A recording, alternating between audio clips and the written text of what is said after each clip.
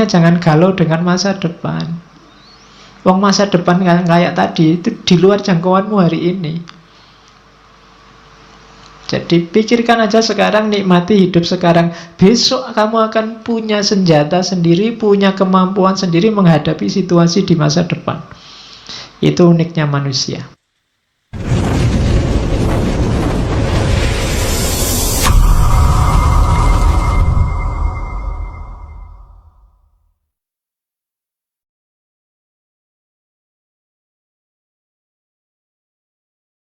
Oke, bismillah. Assalamualaikum warahmatullahi wabarakatuh. Bismillahirrahmanirrahim. Alhamdulillahirabbil alamin. Wa bihi nasta'inu ala umurid dunya waddin.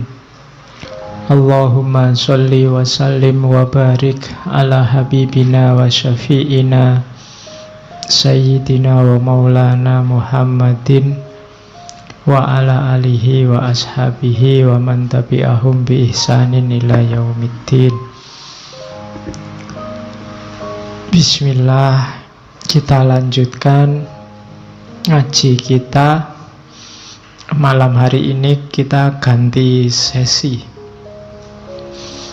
Malam ini kita membuktikan dawuhnya Al-Mukarram Plato bahwa raja terbaik itu harusnya seorang filosof.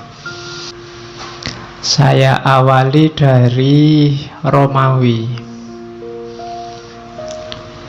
Marcus Aurelius.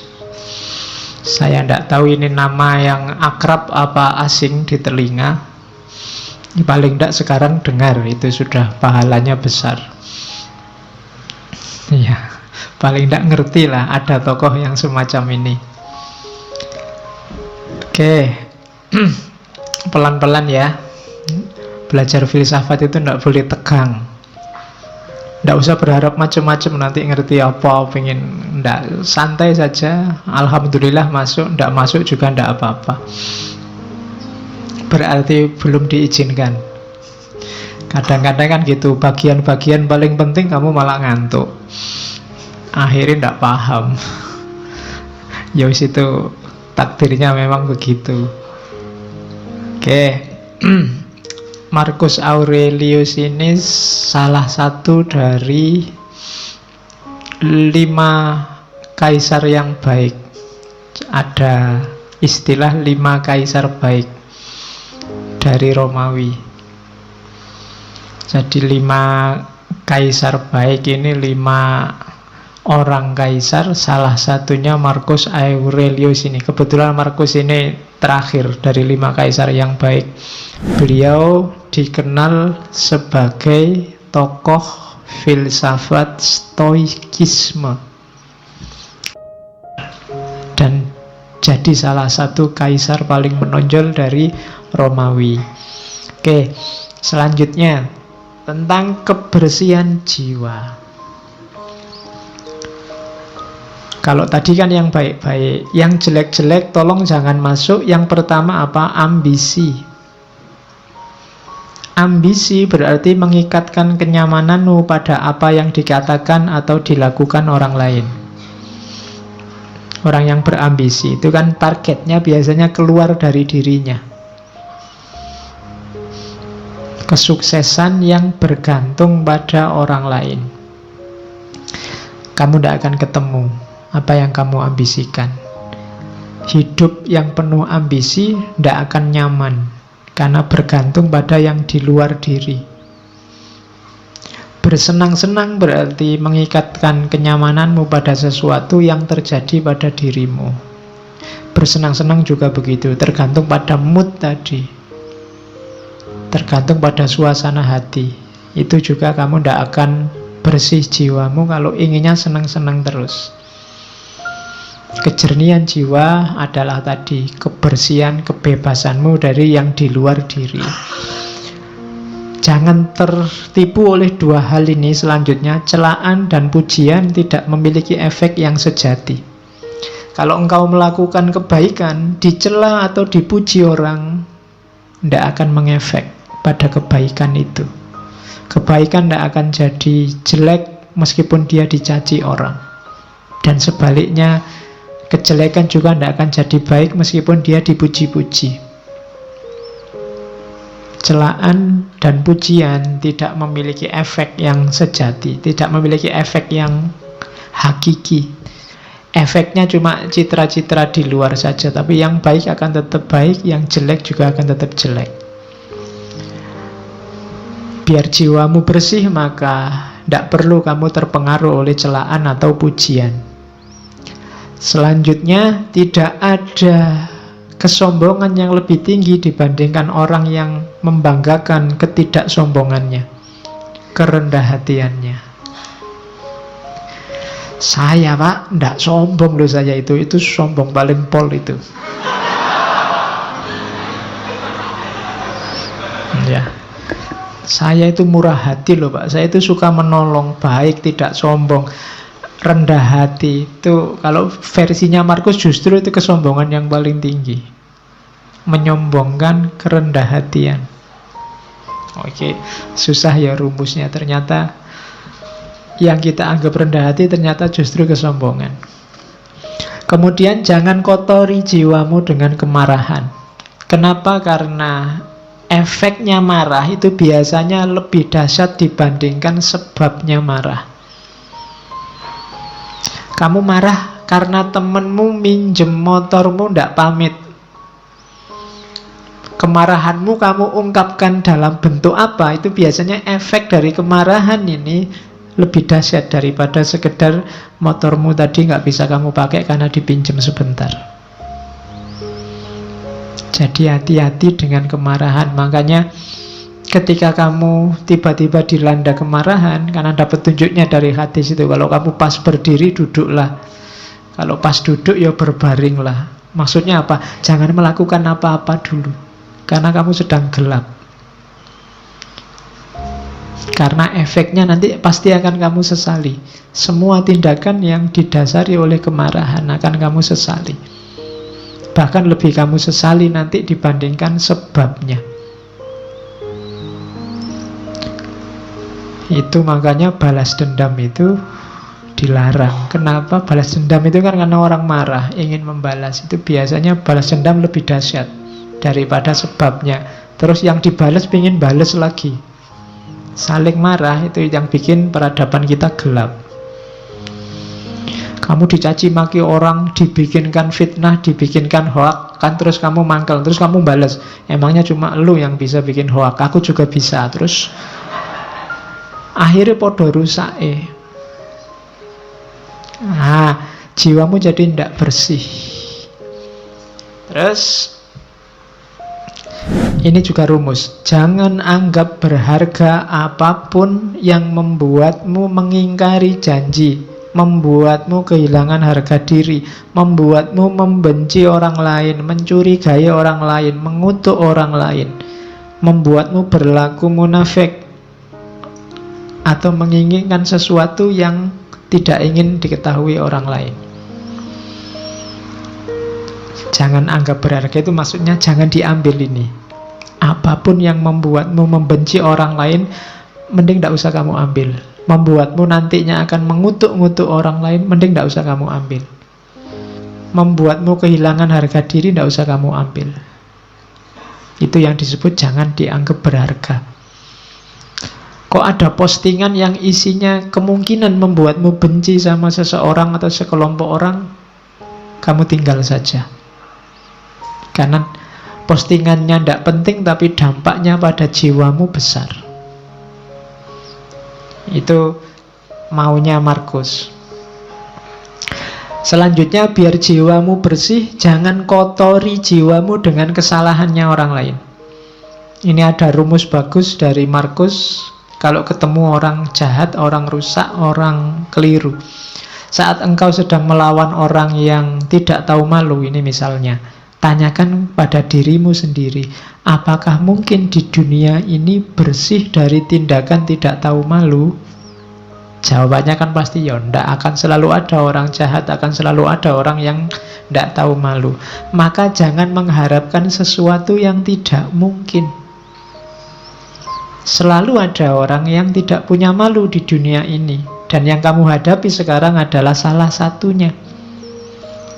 Hal yang sama berlaku untuk orang yang jahat, orang yang tidak dapat dipercaya, dan kerendahan moral lainnya.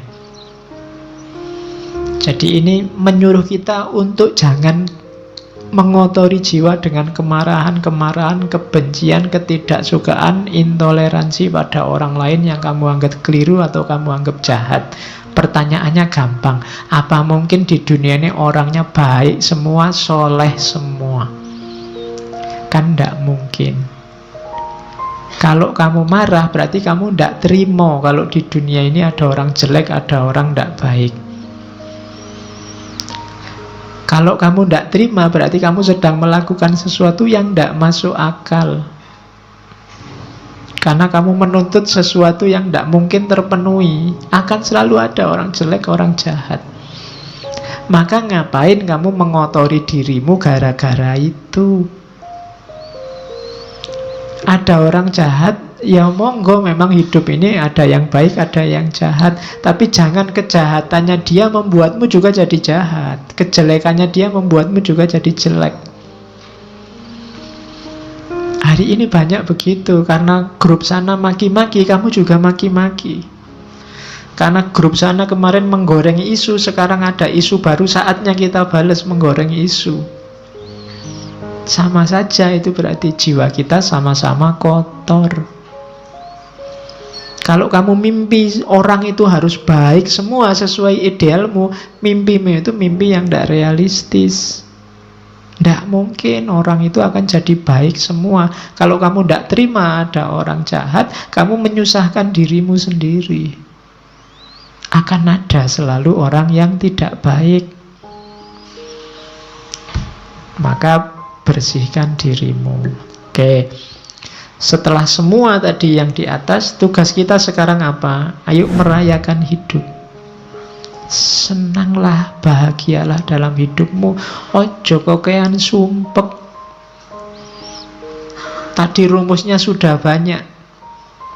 Hidup kita kan sesuai yang kita pikirkan. Saat engkau bangun pagi, katanya Markus, pikirkanlah betapa istimewanya kamu masih bisa hidup, masih bisa berpikir, iso ngaji filsafat, bisa sarapan, ngerokok, ngopi, dan masih bisa mencintai. Lalu iya kan, lu istimewa, lu alhamdulillah kamu masih bisa mencintai. Ada orang yang bangun pagi mikir menyerang orang yang dibenci. Kamu masih bisa cinta sama siapa, masih bisa say hello, masih bisa bilang miss you, masih bisa bilang sudah tidur apa belum, masih bisa bilang bersyukurlah. Ya kan? Setiap kali bangun tidur bersyukurlah. Kenapa? Masih diberi kesempatan hidup lagi. Tidak ada jaminan loh begitu kamu tidur terus bisa bangun. Kamu sendiri kan tidak bisa mengatur dirimu biar pokoknya besok saya harus bangun. Tidak bisa. Ternyata bangun atau tidak tergantung dirimu. Maka bersyukurlah. Begitu bangun kamu masih bisa sadar, masih bisa mikir, itu kenikmatan luar biasa. Bersyukurlah. Masih bisa menikmati hidup, masih bisa minum, makan. Yang lain mungkin sudah dilarang makan ini, dilarang makan itu, kamu masih bebas, bersyukurlah. Paling tidak kamu masih bisa mencintai seseorang. Nah, rayakanlah hidupmu. Wajahmu jangan kayak wajah orang susah terus. Ya, yo, hidup kita ini menyenangkan kok. Oke. Terimalah segala sesuatu yang diikat oleh takdirmu. Cintailah orang-orang yang ditakdirkan bersamamu dan lakukan dengan sepenuh hatimu. Hidupmu akan nyaman. Dapat apa saja diterima, dinikmati.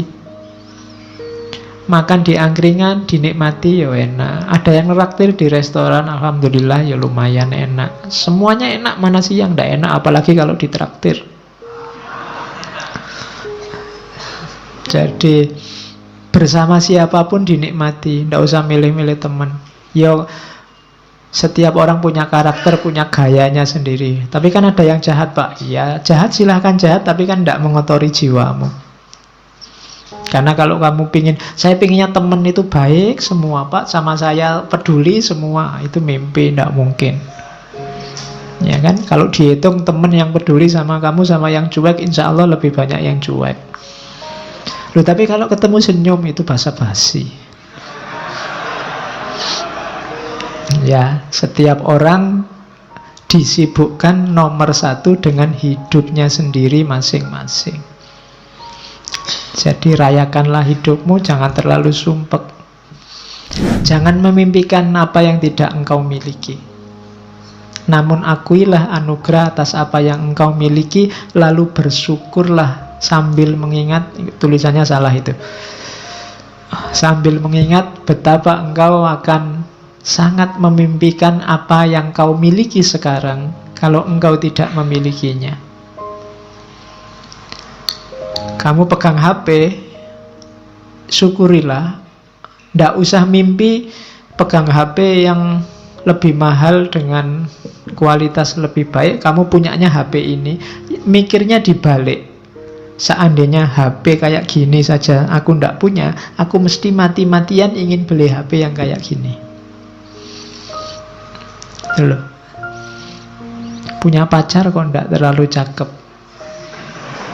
mikirnya juga begitu. Kalau kamu mikir, kok nyari yang lebih cakep lah, kamu mimpi. Mikirnya dibalik.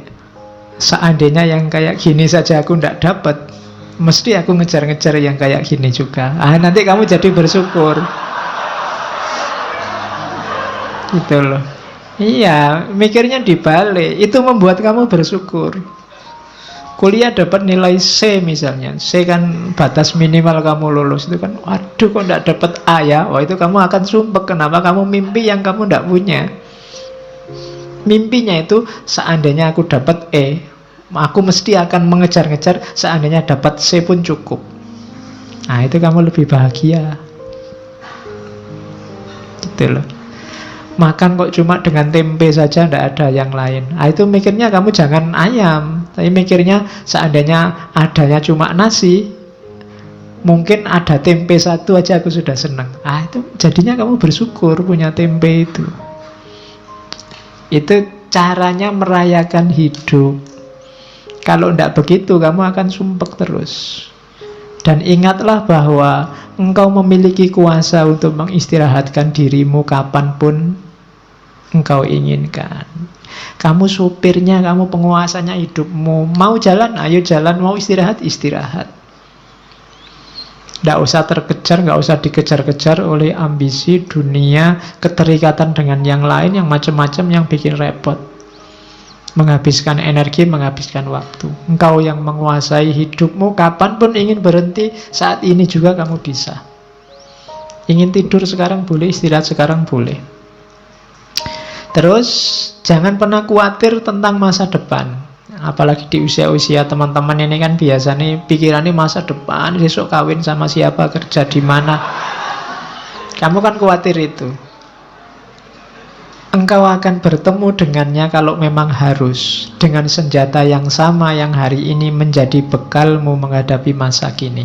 Dulu waktu kamu SMA atau SMP mikir kuliah, wah bisa ndak ya aku kuliah hari pertama kamu takut. Begitu dijalani kan kamu bisa. Besok juga begitu, gak usah khawatir. Bisa ndak ya aku dapat kerja, bisa ndak ya aku kawin, bisa ndak ya punya anak, iso. Tidak usah khawatir, pasti bisa. Kekhawatiranmu dulu, sekarang kamu jalani kan, ya ternyata juga bisa. Tidak ada yang di luar kuasamu kalau tentang hidupmu. Makanya jangan galau dengan masa depan. Wong masa depan kayak tadi itu di luar jangkauanmu hari ini. Jadi pikirkan aja sekarang, nikmati hidup sekarang. Besok kamu akan punya senjata sendiri, punya kemampuan sendiri menghadapi situasi di masa depan. Itu uniknya manusia. Maka Hidup itu rumusnya simple, receive without conceit, release without struggle. Kalau dapat sesuatu, terimalah tanpa harus membanggakan diri, membesarkan diri. Kalau harus kehilangan, lepaskanlah tanpa harus merasa sedih, mati-matian, sumpek. Jadi receive without conceit, release without struggle. Biasa saja. Hidup kehilangan sesuatu biasa. Wong dulu juga tidak punya, terus punya, sekarang hilang. Kalau dapat sesuatu, alhamdulillah, tapi ya tidak harus sombong. Kalau kamu bisa kayak gini, hidupmu nyaman. Ini saya ambil agak panjang, nanti kamu baca lagi ya. Kalau pagi hari engkau bangun, biar cara mikirnya positif. Kamu kan biasanya masalahmu itu kan berhubungan dengan orang lain. Katanya Markus, pagi hari engkau bangun, bilanglah pada dirimu, orang-orang yang berhubungan denganku hari ini, ada yang usil, tidak sopan, arogan, curang, iri hati, dengki. Mereka seperti itu karena mereka belum bisa membedakan yang baik dan buruk. Sementara aku telah mengerti indahnya kebajikan, kotornya kejahatan, dan tahu bahwa para pendosa tersebut memiliki sifat sepertiku. Bukan sama dalam hal darah dan kelahiran, namun sama-sama memiliki akal dan unsur ketuhanan. Tidak seorang pun dari mereka dapat menyakitiku, tidak seorang pun dapat membuatku kotor. Aku pun tidak pantas marah pada mereka atau membenci mereka. Kami dilahirkan untuk bekerja sama seperti kaki, tangan, dan mata, sebagaimana dua baris gigi atas dan bawah. Saling menghalangi itu tidak alami. Demikian pula saling marah dan saling membelakangi. Itu nanti hidupmu nyaman. Akan ketemu orang yang bikin kamu mangkel, bikin kamu jengkel, bikin kamu benci, pasti. Tapi ingatlah bahwa mungkin kejelekan yang mereka lakukan itu karena mereka tidak sadar. Sementara kamu sekarang sadar. Dan diingat juga bahwa orang lain itu punya kualifikasi sama persis kayak dirimu, yang tidak pantas untuk kamu benci. Dan jangan takut, mereka tidak akan bisa membuatmu kotor kalau kamu sendiri tidak mengotori jiwamu. Nah, ini nanti kamu jadi mantap. Kalau ini nanti panjang, kamu baca lagi. Kalau kamu pagi hari bangun kok males, kamu baca ini. Saat fajar terbit, saat engkau malas bangun, katakan pada dirimu, aku harus bekerja sebagai manusia. Aku harus menawar apa lagi untuk bekerja sebagaimana tugas kelahiranku. Ayo bangun, kan maunya itu, kerjalah. Tanyakan pada dirimu, kalau masih nggak mau bangun, apakah tujuanku diciptakan itu untuk ini, meringkuk di bawah selimut dan mereguk kehangatan? Nah, terus kan kamu tetap bisa jawab, tapi kan nikmat. Namun betapa nikmat seperti ini. Ditanya lagi sama Markus, jadi engkau lahir untuk mencari kenikmatan, bukan untuk bertindak dan mencari pengalaman. Tidakkah engkau lihat tanaman, burung, semut, laba-laba, lebah, semua menjalankan tugasnya, membuat harmoni dunia terjaga sekuat mereka bisa. Mengapa engkau tidak segera menjalankan tuntutan alamiahmu? Terus kamu jawab lagi, tapi kan bukankah orang itu harus istirahat, ada tidurnya juga? Jawabnya Markus, setuju. Namun alam memberi batas untuk itu, sebagaimana dengan makan dan minum, dan engkau telah melampaui batas. Ini sudah jam 9. Ya. Ya. Ndak ono jam 9. Engkau telah berlebih dalam istirahat, namun kurang dalam bekerja. Engkau tidak cukup mencintai dirimu. Engkau tidak mencintai sifat alamimu dan tugasmu. Orang yang mencintai tugasnya, mengabdikan diri dan menjalankannya, bahkan kadang sampai lupa makan dan mandi. Sementara kamu lupa tugasmu gara-gara tidur. Apakah engkau tidak menghormati dirimu sendiri sebagaimana pelukis mencintai lukisan, penari mencintai tarian, orang pelit mencintai uangnya, atau pemburu jabatan mencintai statusnya? Saat mereka benar-benar dipengaruhi oleh yang mereka kerjakan, mereka bahkan tidak makan dan minum karena menjalankan kecintaan mereka. Nah, ini filsafat bangun tidur. Ya, biar kamu tidak males-malesan. Karena kadang-kadang kalau sudah males kan, meskipun bolak-balik HP-nya kamu tambah 10 menit sudah bunyi, 10 menit lagi bunyi lagi, 10 menit lagi. Ning ya ora tangi-tangi. Oke. Kalau ini rumus hidup sama orang lain. Kapanpun kau menemukan kesalahan pada diri orang lain, tanyakan pada dirimu, apa kesalahan yang pernah kulakukan yang mirip dengan kesalahan yang akan aku kritik ini? Kalau ada orang lain salah, tanya pada dirimu, pernah nggak kamu melakukan salah yang sama atau mirip? Itu nanti akan mengurangi kadar agresifmu terhadap kesalahan orang lain. Saya ingin balas dendam, Pak. Ada orang menyalahi saya. Katanya, Markus, balas dendam terbaik adalah dengan tidak menjadi seperti musuhmu. Balaslah musuh yang mencaci makimu dengan tidak mencaci maki. Itu balas dendam terbaik. Balaslah musuh yang menyakitimu dengan tidak menyakitinya. Manusia ada dengan saling membutuhkan kepada sesama, kamu akui atau tidak. Kamu harus hidup bareng orang lain, mau atau tidak. Maka kalau kamu tidak mampu mengajari mereka, belajarlah untuk tahan hidup bersama mereka. Sudah kamu nasihati kok tidak pulih-pulih jadi baik, ya gimana lagi? Sekarang kamu latih dirimu untuk kuat bareng mereka. Misalnya kamu punya teman sak kos-kosan berdua, kok ya males mandi. Sudah kamu nasihati, tetap males mandi. Solusinya apa? Kamu latihanlah untuk bisa tahan dekat orang yang males mandi. Nah, jadi rumusnya simple.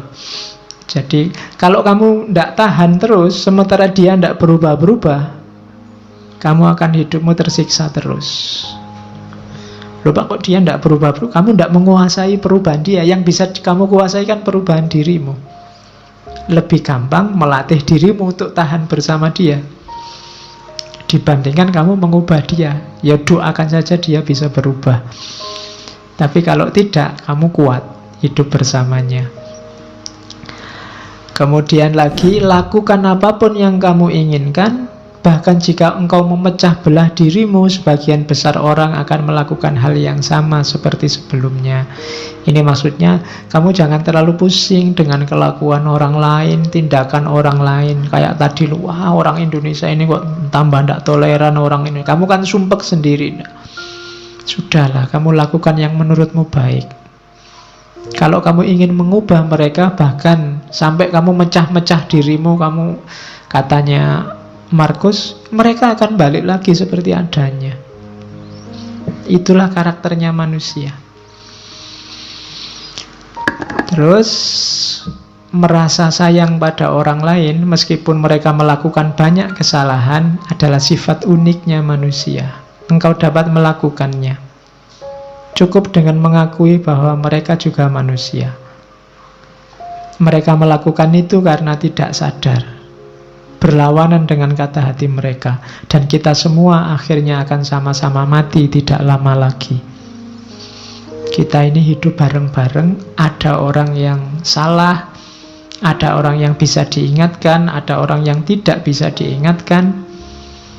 Pada akhirnya sebentar lagi semuanya mati. Maka kamu tidak usah terlalu sibuk, terlalu bingung dengan itu.